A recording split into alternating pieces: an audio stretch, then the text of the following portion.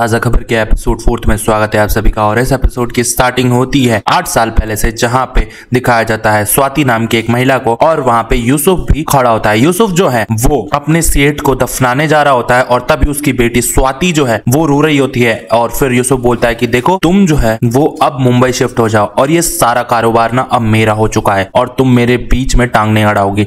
वहां पे कुछ पॉलिटिशियंस मेरे दोस्त हैं, तुम जाके उनका मन बहलाओ और वहां की सारी इंफॉर्मेशन तुम मुझे दोगी, वरना देख लेना मुझसे बुरा कोई नहीं होगा। ये कहानी शिफ्ट हो जाती है प्रेजेंट में, जहां पे दिखाया जाता है जो यूसुफ है वो अपने घर में बैठा रहता है और तभी वस्या आता है। वस्या जो है जब आता है तो देखता है कि इक्का जो है वो काफी ज्यादा जख्मी है और उसके जो 2 साथी थे वो मारे जा चुके हैं। और फिर वहां पे यूसुफ जो है वो खड़ा होता है और बोलता है कि देख तूने क्या कर दिया। एंड देन यहाँ पे होता यह है, जो वसंत है वो बोलता है कि मेरे घर वालों को छोड़ दो। तब भी वो बोलता है कि देखो ये तो अब नहीं छूटेंगे। और उसकी माँ उसके पास जाती है और कहती है कि देख वस्या, ये भाई ने सब कुछ बता दिया है। अब होता ये है, उसके पापा बोलते हैं देखिए मैं सारा पैसा चुका दूंगा और मैं 15-15 हजार रुपए रोज आपके घर पे ला के दूंगा, मैंने किस्त की बात कर ली है आपसे ना। एंड देन यहाँ पे यूसुफ जो है वो खड़ा होता है और खींच के एक झापड़ देता है वसंत को और कहता है कि तेरी वजह से मैंने मेरे 2 बंदे खोए हैं और अब तुझे 1000 करोड़ रुपए चुकाने पड़ेंगे और इसका अब कोई भी हिसाब नहीं है। देन होता ये है, वो मारने लग जाता है वसंत को बार बार और फिर वो एक महिला को भी बोलता है कि जाओ और मधु को मारो, और वो महिला भी मधु को मार रही होती है। वसंत को धड़ाधड़ मारे जा रहा होता है, बहुत गुस्से में रहता है। एंड इसके बाद वो एक गन और चाकू निकाल के बोलता है आपकी मर्जी, आपको जो चुनना है वो चुन सकते हैं। लेकिन वसंत काफी ज्यादा डर जाता है। फिर वो इक्का के पास जाता है और कहता है गन और चाकू निकाल के कि आपकी मर्जी, आप जो चुनना चाहे। और फिर इक्का जो है चाकू चुन लेता है। तभी यहाँ पे यूसुफ घूमता है और इक्का का गला काट देता है और फिर वो कहता है कि देखो जो एक बार धोखा दे सकता है वो बार बार धोखा दे सकता है। और इसके बाद यूसुफ जो है वो कहता है कि जा 7 दिन है तेरे पास और तेरे मम्मी पापा तब तक मेरे पास रहेंगे। वसंत है वो घर आ जाता है और काफी ज्यादा टेंशन में रहता है। तभी घर की बेल बजती है, वहां दिखाया जाता है साजिया जो है वापस लौट आती है। और फिर होता ये है, साजिया जो है देख के काफी ज्यादा खुश होती है और फिर वो काफी ज्यादा चीजें भी लाई है सबके लिए। अब यहाँ पे वसंत जो है सबको बताता है कि ताज़ा खबर में एक सर्च बार का ऑप्शन आया है, लेकिन मैंने मनी और काफ़ी ज़्यादा चीज़ें जो सोने से रिलेटेड, चांदी से रिलेटेड है, पैसों से रिलेटेड है, बट कुछ भी नहीं आता है उसमें। तब साजिया बोलती है कि यार तुम क्या अभी कर रहे हो, तुम्हें कुछ अलग करना पड़ेगा, अब बताओ सबसे ज़्यादा पैसा किस चीज़ में। तब यहाँ पे पीटर और रोजी कहते हैं कि रील्स में। एंड देन यहाँ पे साजिया बोलती है कि स्पोर्ट्स में, तुम स्पोर्ट्स देखो। और फिर दिखाया जाता है कि ताज़ा खबर में एक खबर चलती है जहां पे नंबर 1 स्पोर्ट्स चेयरमैन का बेटा है वो किडनैप हुआ दिखाई दे रहा होता है। एंड देन ये लोग डिसाइड करते हैं कि अब हमें किडनैपिंग ही करनी पड़ेगी। और फिर महबूब भाई बोलते हैं कि यार अब तुम क्या क्या करोगे।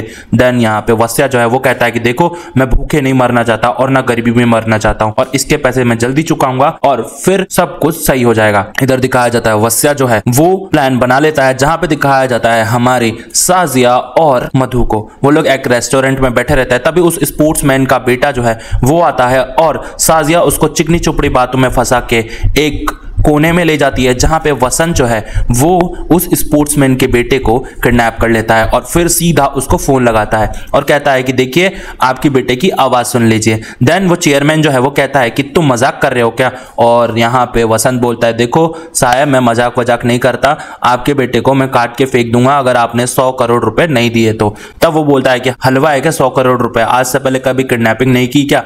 तब यहाँ पे वसंत बोलता है क्या आपका बेटा रोज किडनैप होता है क्या। एंड देन वो दहल जाता है और वो कहता है कि ठीक है मैं इंतजाम करवाता हूं, तुम कुछ मत करना। तभी फोन आ जाता है यूसुफ का। यूसुफ जो है वो फोन करके बोलता है कि देख भाई तू मेरे धंधे में टांग अड़ा रहा है और मैं ये स्पोर्ट्स चेयरमैन के बेटे को किडनैप करने वाला था और तूने ही किडनैप कर लिया, तो चल एक काम कर उस स्पोर्ट्समैन के बेटे को मेरे घर भिजवा दे और मैं तेरा 100 करोड़ रुपए माफ कर दूंगा। क्योंकि यूसुफ चाहता था कि ये स्पोर्ट्समैन जो है वो अपनी कुर्सी छोड़ दे और देन मैं चेयरमैन बन जाऊं। वसंत जो है खुश हो जाता है कि ठीक है भाई मैं आपको भिजवा देता हूं। अब दिखाया जाता है सब मायूस होकर घर आ जाते हैं और महबूब भाई जो है वो काफी ज्यादा सबको सुना रहे होते हैं। अब यहाँ पे सारी खबरें जो है वो ढूंढने लग जाते हैं वसंत भाई, पर उनको कोई भी खबर सही नहीं मिल रही होती है और वहां से कुछ ज्यादा पैसे नहीं आ रहे होते हैं और ये सब लोग परेशान होते हैं। तभी होता ही है मधु और वसंत जो है बैठ के खाना खा रहे होते हैं और फिर वसंत बोलता है कि क्या तुम मेरे पे एक बार और भरोसा कर पाएगी, प्लीज कर लेना। एंड इधर दिखाया जाता है यूसुफ को। यूसुफ एक चैरिटी में पैसे दान कर रहा होता है और वहां की बच्चियों को स्कूल्स बैग बांट रहा होता है। अब ये लोग सोचते हैं कि यार हम यूसुफ के पैसे लौटा भी पाएंगे या नहीं, और सब परेशान होते हैं। तभी मधु एक आइडिया देती है और कहती है कि एक काम करना भाई, तू बड़े बड़े बिजनेसमैन के नाम लिख के देख और फिर देख क्या होता है। तब मधु का एक पुराना क्लाइंट है जो हीरो का बिजनेस करता है और उसके लिए खबर आती है कि इनकम टैक्स की रेड डलने वाली है उसके घर पे।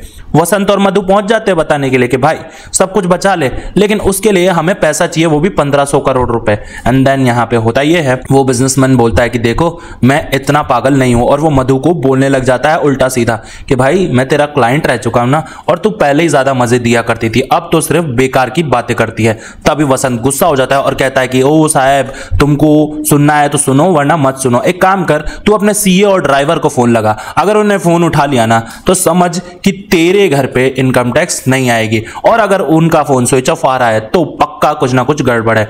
जब वो बिजनेसमैन फोन लगाता है तो वो फोन नहीं उठाते हैं। एंड देन वो बोलता है कि ठीक है बताओ क्या करना है, और फिर यहाँ पे मधु बोलती है कि हमें 1500 करोड़ रुपए चाहिए, और वो बिजनेसमैन बोलता है कि इतने पैसे अब मेरे पास है ही नहीं, तो अब मैं क्या करूं। मधु बोलती है चल तेरे बेडरूम में चलते हैं। एंड देन यहाँ पे वसंत समझ नहीं पा रहा होता कि इसको बेडरूम में लेके क्यों जा रही है। एंड जब मधु बेडरूम में जाती है तो वो 2 पेंटिंग्स देखती है, और फिर वो प्राइस पूछती है उस पेंटिंग का, और वो जो बिजनेसमैन है वो बोलता है कि इनको $50 मिलियन में खरीदा है मैंने। इन दोनों की $50 मिलियन प्राइस है, वो भी ईच की, यानी एक की, यानी पूरे 900 करोड़ रुपए एक पेंटिंग के। और वसंत और मधु जो है वो पेंटिंग बंधवा लेते हैं और बोलते हैं कि चलो अब तो काम हो गया। एंड देन यहाँ पे होता ये है, वसंत जो है वो दोनों पेंटिंग ले आता है यूसुफ के घर पे और कहता है कि ये लो साहब 900 करोड़ की एक पेंटिंग है। एंड देन वो बोलता है कि आप आराम से घर बैठ के खाओगे, दरअसल मैंने आपको एक्स्ट्रा ही दिया है। जो यूसुफ है वो फोटो खींच के स्वाति को भेजता है और कहता है कि ये लो अब तुम इसे घर पे लगाओ या बेच के पैसा कमाओ, मुझे नहीं पता,